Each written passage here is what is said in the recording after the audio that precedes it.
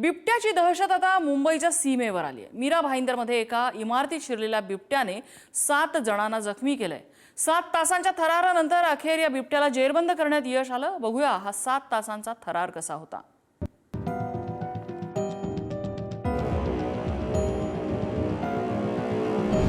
मीरा भाईंदरमध्ये नागरी वस्तीत शिरला बिबट्या।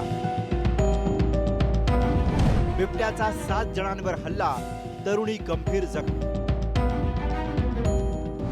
खोलीत अडकलेल्या बिबट्याला जेरबंद करण्यात यश। 7 तासांचा थरार, बिबट्याची दहशत।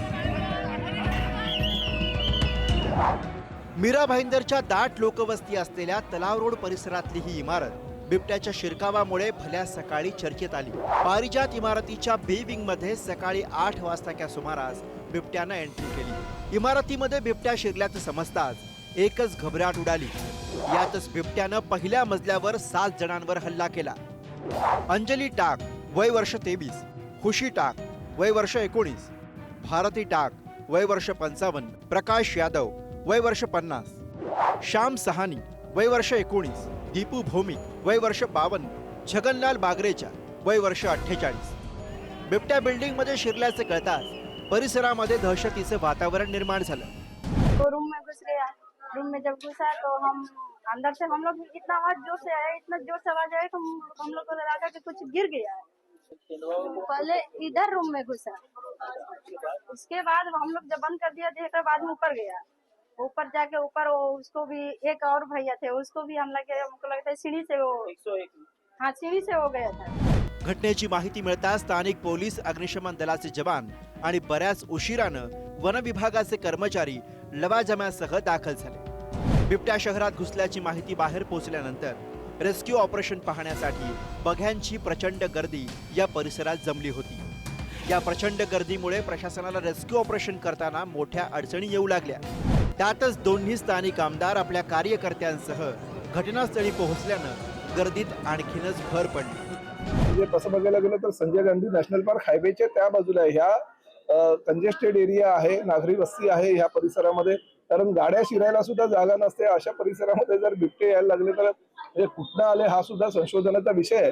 शेवटी नागरी वस्तीमध्ये नागरिकांवर हल्ला जर हे बिबटे वारंवार करायला लागले तर शहराच्या दृष्टीनं किंवा राज्याच्या दृष्टीनं सुद्धा ही भूषणावह गोष्ट नाही, नक्कीच धोकादायक आश्चर्यच वाटतोय। कारण की हा जिकडे आता बिबट्या आल्या ज्या बिल्डिंग मध्ये, ह्या 3 किलोमीटर पेरिफेरीमध्ये सगळं शहरी भाग आहे, मोठे मोठे टावर आहे, बिल्डिंग आहे, मोठे रस्ते आहेत। बिबट्याचा आपण आतापर्यंत गावात किंवा आदिवासी पडात ऐकत होता, पण आज शहरी भागात तर एकदम आश्चर्य, सरप्राइझिंग आहे आणि शॉकिंग आहे की शहरामध्ये असं होऊ शकतो।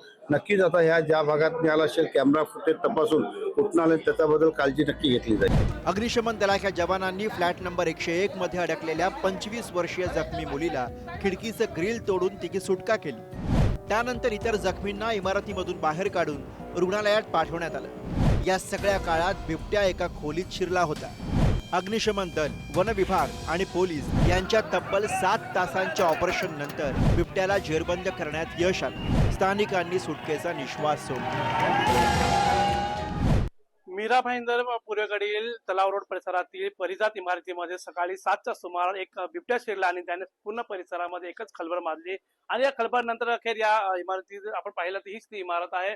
इमारतीच्या समोर असलेल्या ज्या भिंतीवरून त्याने उडी मारून या ठिकाणी प्रवेश केला आणि यातून तो समोर बी विंग मध्ये गेल्यानंतर या ठिकाणी जात असल्यामुळे त्यांनी अनेक नागरिक राहणारे त्यांच्यावरती हल्ला केला आणि हल्ल्यात आतापर्यंत 7 जण जखमी झालेले आहेत। त्यातील अंजनी टाक ही गंभीर जखमी असल्याचं आपल्याला प्राथमिक माहिती समोर आली आहे। आणि या घटनेमध्ये 6.5-7 तास उलटून गेले आणि त्यानंतर अग्निशमन दल असेल, वन विभाग असेल यांना रेस्क्यू करण्यासाठी यांना यश मिळालेलं आहे। त्यानंतर या ठिकाणी त्या जी महिला तरुणी जी होती ती अडकली होती, तिला ह्या मागच्या खिडकीची ग्रिल तोडून तिला बाहेर काढण्यात आलं आणि या मदतीने तिला रेस्क्यू करण्यात आलेला आहे। बिबट्याच्या हल्ल्यात अंजली टाक ही तरुणी गंभीर जखमी झाली। तिला उपचारासाठी मुंबईच्या रुग्णालयात हलवण्यात आलं। भक्ष्याच्या शोधात शहराच्या मध्यवस्तीत आलेल्या या बिबट्यामुळे मीरा भाईंदरमध्ये नागरिकांची एकच तारांबळ उडाली। बिबटे मानवी वस्तीत का घुसतायत याचा विचार करण्याची गरज पर्यावरण प्रेमी व्यक्त करतायत।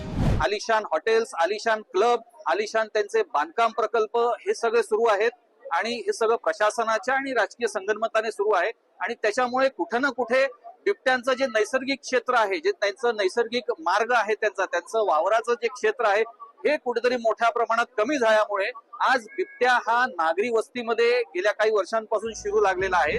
बिबट्याला रेस्क्यू केल्यानंतर त्याची रवानगी बोरिवलीमधल्या संजय गांधी राष्ट्रीय उद्यानात करण्यात आली. दिवसेंदिवस राज्यभरात बिबट्यांची मानवी वस्तींमध्ये घुसखोरी आणि हल्ल्यांचे प्रकार वाढले. यामुळे नागरिकांमध्ये दहशतीचं वातावरण निर्माण झालंय. बिबट्यांना आवर कधी घालणार असा प्रश्न आता विचारण्यात येतोय. विपुल पाटील, पुढारी न्यूज, मीरा भाईंदर.